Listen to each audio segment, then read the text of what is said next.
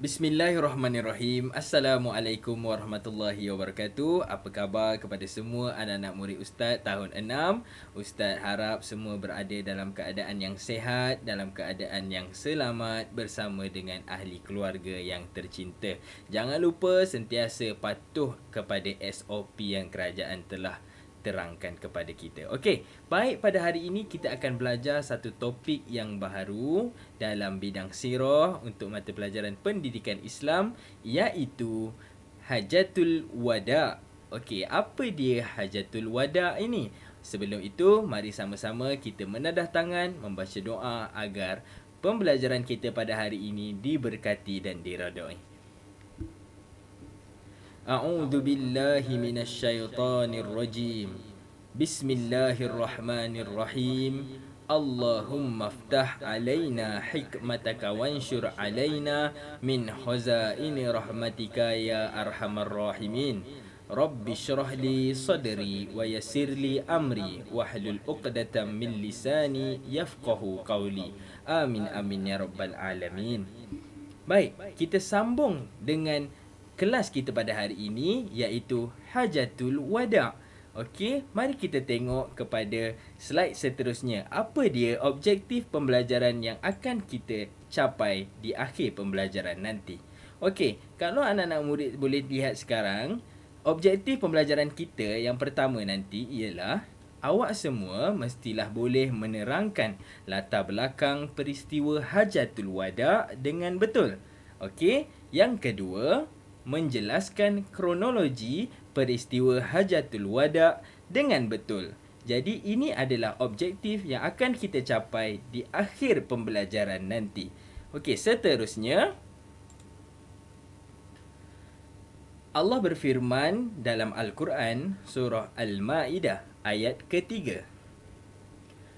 A'udzu billahi minasyaitonir rajim.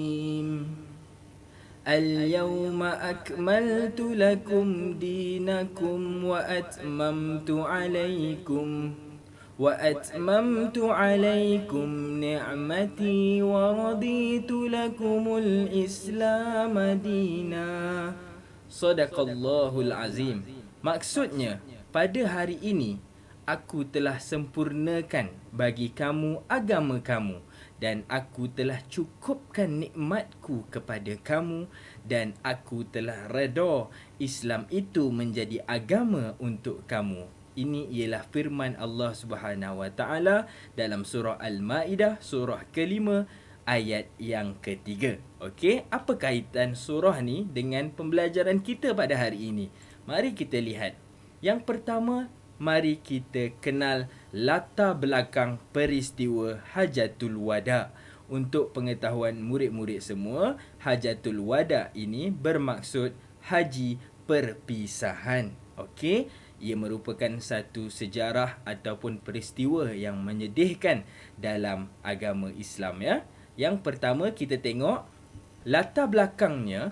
9 tahun Nabi Muhammad berada di Madinah, ya, selepas pembukaan kota Mekah, dan tidak pernah mengerjakan haji sepanjang 9 tahun Nabi di Madinah, kerana Nabi Muhammad SAW merupakan pemimpin Madinah. Okey, seterusnya,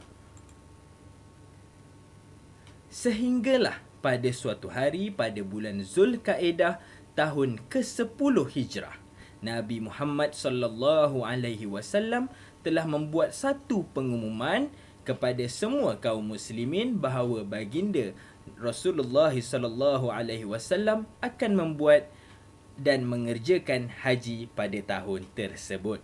Okey.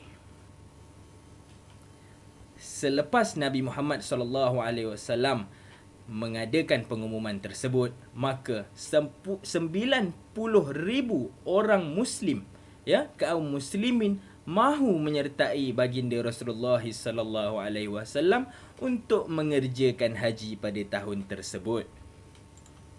Dan selepas itu, Nabi Muhammad SAW dan kaum muslimin berangkat ke Mekah pada tarikh 25 Zulkaedah tahun ke-10 Hijrah. Itu merupakan sedikit sebanyak latar belakang bagaimana bermulanya peristiwa Hajatul Wada ini.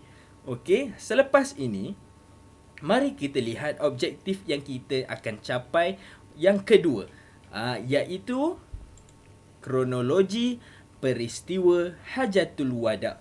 Kronologi ini apa dia? Kronologi ini merupakan satu pergerakan masa daripada satu ke satu perkara yang lain, ya, atau dalam bahasa Inggerisnya kita panggil timeline. Okey, kronologi ini bermaksud selepas sesuatu itu berlaku, apa yang berlaku. Okey, jadi kita tengok perkara pertama yang berlaku, kronologi yang pertama sewaktu peristiwa Hajatul Wada. Yang pertama, ya, di tempat Zulhulaifah. Dari Madinah, Nabi Muhammad sallallahu alaihi wasallam dan kaum muslimin menuju ke Zulhulaifah. Bila sampai sahaja di sana, mereka semua bermalam dan kemudiannya berihram. Macam mana ihram tu? Macam dalam gambar yang Ustaz tunjukkan di sebelah sini. Okey, semua boleh tengok gambar itu. Di sebelah kanan anda tu, itulah pakaian ihram. Okey. Dan seterusnya, di Zutua, setibanya Nabi Muhammad sallallahu alaihi wasallam dan kaum muslimin, tibalah Nabi Muhammad di Zutua. Apabila sampai sahaja di kawasan Zutua, baginda berhenti bersama kaum muslimin yang lain dan bermalam di sini. Okey. Dan yang ketiga, sesampainya Nabi di Baitullah, iaitu di Makkah Al-Mukarramah, apa perkara pertama yang baginda lakukan? Baginda melakukan tawaf dan sa'i. Okey. Dan seperti yang kita lihat sekarang ini, inilah dia bagaimana keadaan tawaf, ya, di kawasan Makkah, di kawasan Kaabah sebelum ini. Okey, sebelum musim COVID-19 ni kan, sebelum pandemik kan. Sekarang kita dah kena jaga penjarakan. Kalau ikutkan sebelum sampainya ataupun adanya COVID ni, bagaimana cara tawaf? Macam ni lah, macam dalam video yang Ustaz telah tunjukkan ni. Kan? Ramai orang berpusu-pusu melakukan haji, ya. Kawasan Mekah akan jadi ramai bila tibanya musim haji, kerana semua berebut-rebut, ya, untuk melaksanakan ibadah haji. Okey. Seterusnya, pada 8 Zulhijjah, ya, Nabi di Mina, baginda bermalam di sini, dan keesokan harinya baginda dan kaum muslimin bergerak ke Arafah. Okey. Seterusnya, apa yang berlaku di Arafah? Pada 9 Zulhijjah, keesokan harinya, Nabi melakukan ibadah wukuf. Kemudian Nabi menyampaikan khutbah yang terakhir baginda di khalayak ramai, di hadapan semua kaum muslimin. Inilah dia gambar yang Ustaz sedang tunjukkan sekarang ini. Inilah dia gambar di Arafah. Ini cukup ramai, ya, orang yang berada di Arafah pada waktu ini. Dan cuba awak semua bayangkan bagaimana keadaan Nabi dan umat Islam pada waktu itu. 90,000 yang mengikut Nabi mengerjakan haji, ya, haji wada ni, berkumpul di sini dan mendengar khutbah yang terakhir yang disampaikan oleh Nabi Muhammad sallallahu alaihi wasallam, Nabi yang kita cintai. Okey.